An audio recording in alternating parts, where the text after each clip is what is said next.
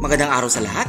Ito si Teacher Bong para sa asignaturang Aralin Panlipunan 4. Ang ating paksa ngayon ay Nailalarawan ang pagkakakilanlang geographical ng Pilipinas, Indigenous People, ika-11 aralin. Ang mga salitang indigenous at ethnic ay madalas pinag-iisa ang kahulugan, subalit may maliit na kaibahan ang dalawa. Bagamat pareho silang tumutukoy sa pangkat ng taong may sariling wika, tradisyon at kultura na mula noon hanggang ngayon ay nagpapatuloy pa, masasabing mas nauna ang mga indigenous kaysa ethnic pagdating sa kapanahunan. Sa Filipino, ang indigenous ay nangangulugang katutubo o sadyang naroon na, habang ethnic naman ay nangangulugang pangkat ng taong may parehong karanasan dulot ng lahi, pinagmulan, kultura at iba pa. Sa kasalukuyang aralin, kikilalanin natin na indigenous group o people ng Pilipinas ang mga pangkat kung sila ay nadatnan na lamang dito ng mga Kastila, ang mga unang mananakop. Bukod pa rito, dalawa lamang ang pinagmulan ng mga indigenous people sa Pilipinas. Ang mga Negrito na napadpad sa panahon na may mga tulay na lupa at mga Austronesians na naglayag sa karagatan bago mapadpad sa ating bansa. Batay sa UNOPS o United Nations Office for Project Services, ang Pilipinas ay tahanan na humigit sa 17 milyong indigenous people o IPs. Ang bilang na ito ay kumakatawan sa 10% ng populasyon. Unahin natin ang mga IPs ng Luzon. Ivatan. Mga katutubo ng Batanes at Babuyan Islands. Kilala sila sa vakul o ang isinusuot sa ulo hanggang likod ng mga kababaihan bilang pananggalang sa ulan at init ng araw. Ang mga kalalakihan naman ay nagsusuot ng salakot at kanayi. Ang kanayi ay katulad ng vakul, subalit isinusuot mula balikat hanggang hita. Orihinal na gawa sa kugon ang kanilang mga tahanan at tinatawag na jinjin, bago lumaganap ang paggamit ng bato bilang pader sa may tuwab at sinadumparan. Igorot o Ifugao. Igorot. Ang salitang ito ay mula sa salitang Kastila na igolotes o mga taong bundok. Itinuturing ng iba na ito ay panlibak na katawagan ng mga Espanyol sa mga katutubo ng Cordillera, kabilang ang Bontok, Ibaloy o Nabaloy, Kalinga, Kankanayi, Gadang, Apayao o Isneg, at Tinggian o Itneg. Sa mga mamamayan ng Cordillera, mula sa Igolotes, naging Igolot, tapos ay Igorot ang naging katawagan. Ifugao. Mula sa salitang ipugo na ang I ay nangangulugang tao at pugo ay burol. Maraming mga Igorot ang mas nais na tawaging Ipugao o Ifugao kaysa Igorot, kabilang ang Bontok, Kalinga, Kankanayi, Gadang, Apayao o Isneg, at Tinggian o Itneg. Hindi tuluyang nasakop ng mga Kastila ang bulubundukin ng Cordillera, kaya nananatili ang kultura ng mga Igorot o Ifugao hanggang sa ngayon. Ang CAR o Cordillera Administrative Region na sumasakop sa mga lalawigan ng Abra, Apayao, Benguet, Kalinga, Ifugao, Mountain Province at siyudad ng Baguio ang kanilang mga tahanan. Nahahati ang mga Ifugao sa iba't ibang tribo na may kaunting mga pagkakaiba sa isa't isa.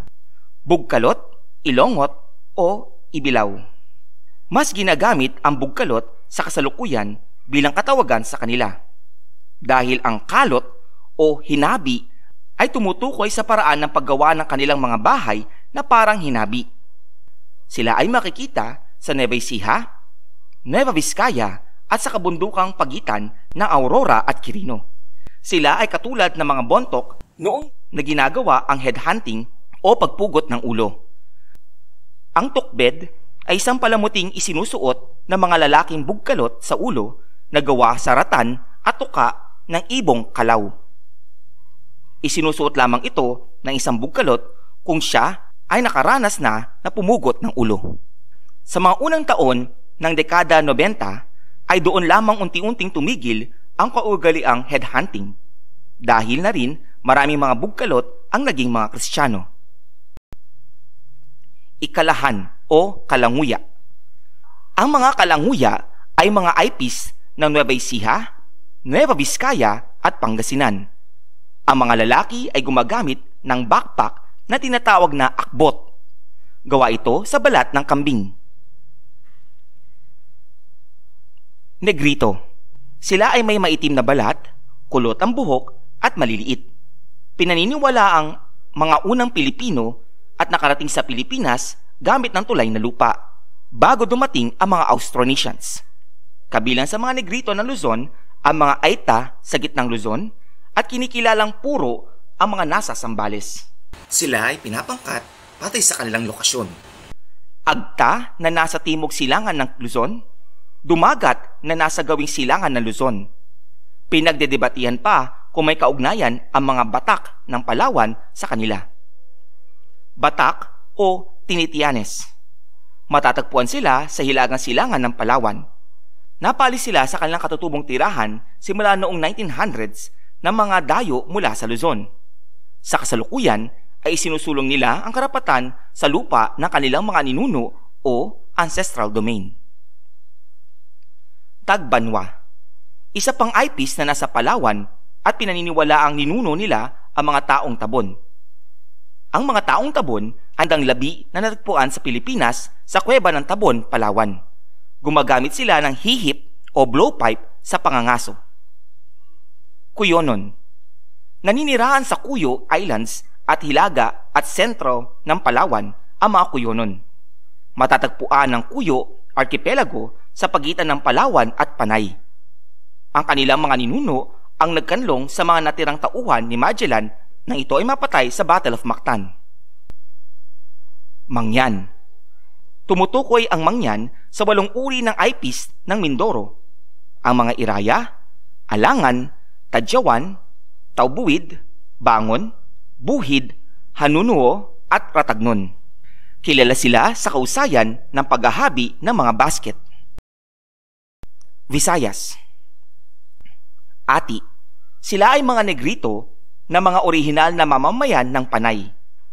Kalaunan, sila ay nabundok matapos dumating ang mga Austronesian mula sa Borneo.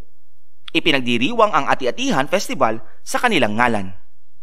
Aklanon. Mula sa salitang Akean na nangangulugang kung saan may kumukulo o bumubula. Tinutukoy dito ang ilog Aknon na mabilis ang daloy at parang bumubula sa mababaw na bahagi. Batay sa kwento, ay pinagpalit daw ng hari ng mga Ati na si Haring Marikudo ang isla ng Panay sa mga datong tumakas mula sa Borneo. Pinagpalit niya ito sa gintong sombrero o saduk, mahabang gintong kwintas o manangyad at iba pang regalo noong 13 siglo. Para sa Mindanao, lumad. Ang mga eyepiece na hindi naging Muslim o Kristiyano ay tinatawag na lumad. Binubuo ito ng mga Manobo, Bagobo, Higaonon, Bilaan, Tiboli, Mamanwa, Manguwangon at Teduray. Manobo. Sila ang pinakamaraming uri ng lumad. Ilan sa mga halimbawa ng Manobo ay ang mga Bagobo ng Davao, Higaonon ng Hilaga at Silangang Bukidnon, Talaandig sa kanlurang Bukidnon, Bukidnon sa kabuuang probinsya ng Bukidnon, at Ubo sa timog kanlurang Cotabato at timog ng Davao del Sur. Ang ilang Manobo ay malapit sa mga katubigan at dito sila ipinangalan tulad ng mga Umayamnon na nasa pampang ng ilog Umayam, Matigsalug sa ilog Salug, at Tigwahanon sa ilog Tigwa. Bilaan. Mula sa Bilaan, bila ibig sabihin ay bahay at an na ibig sabihin ay tao. Sila ay namumuhay sa Lake Cebu, timog silangang Davao at ilang munisipyo ng Cotabato. Ang mga kababaihan ay nagsusuot ng sabetan. Isa itong sinturon na gawa sa tanso at may mga palawit. Sikat din sila sa paggamit ng instrumentong faglung. Tiboli. Nasa timog Cotabato at sikat sa paggawa ng abaka tie-dye na tela na tinatawag nilang tinalak. Sila ay may makukulay na palamuti at kasuotan. Mamanwa. Ang mga Negrito ng Agusan del Norte, Surigao del Norte, Surigao del Sur, Panaoan Island at Timog Leyte. Sila ay mga nomadic o palipat-lipat ng tirahan. Ang mga namamatay ay binabalutan nila ng nilalang kawayan at isinasabit sa mga puno. Mandaya. Matatagpuan sila sa bulumundukin ng Davao Oriental, Davao del Norte at Surigao del Sur. Mula sa salitang man na ang ibig sabihin ay nakatira at daya na ibig sabihin naman ay taas ng ilog. Sila ay may mataas na hairline, matambok na pisngi, malapad na ilong at makapal na labi. Binubuo sila ng 5 grupo batay kung saan sila nakatira.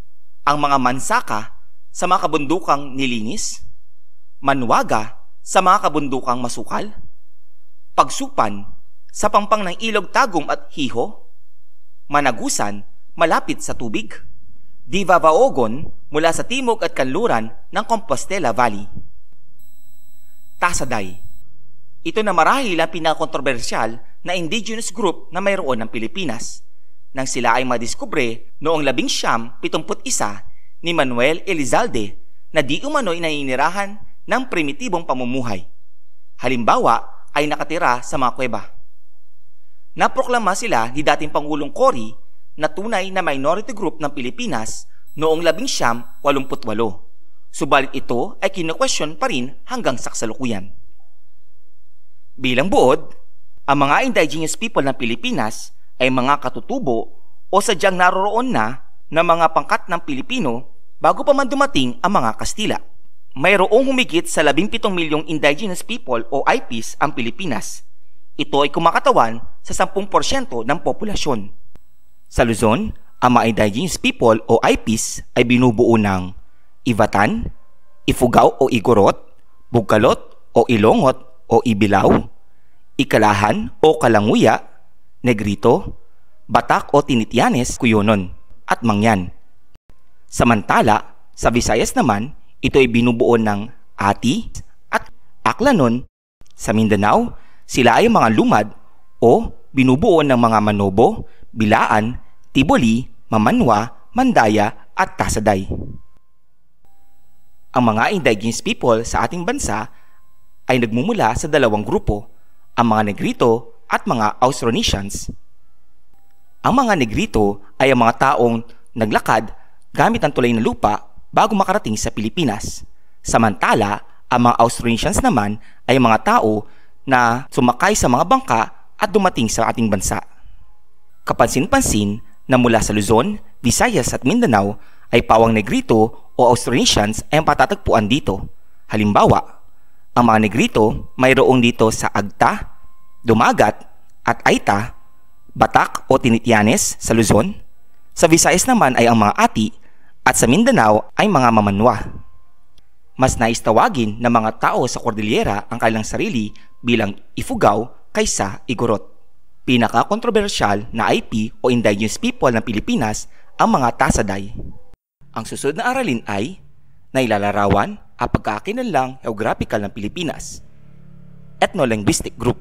Pakiclick ang like, subscribe at notify icons para manatiling updated sa ating mga bagong aralin. Maraming salamat sa iyong pakikinig. Ako si Teacher Bong na nagsasabing, learning is fun and for everyone. Hanggang sa muli!